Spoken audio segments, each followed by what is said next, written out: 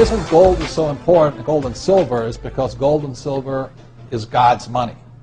It's money made by God. And then in 1971, the U.S. government, under President Nixon, took God's money and turned it into man-made money. Never in the history of the world, this is the thing, never in the history of the world has this ever happened. In 1971, the U.S. and Nixon convinced the entire world to replace gold and silver with paper money. This stuff. Cash is trash.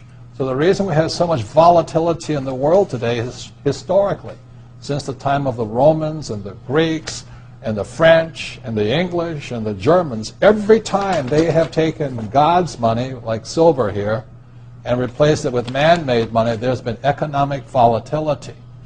Now the problem is, so the dollar is going to keep dropping. So one of the reasons I can predict what's going to happen is I can predict the dollar will keep dropping simply because the U.S. government and now the euro, the European central banks, are printing so much of this trash. So you'll see gold going up in price, oil going up in price, real estate going up in price, because this is trash. So that's what happened in 1971, has happened throughout history. And the reason this current election doesn't make any difference is the only person that can put this back in place is a strong, charismatic leader. People like Julius Caesar, Napoleon. That's why they were such great leaders, was they actually replaced this with this.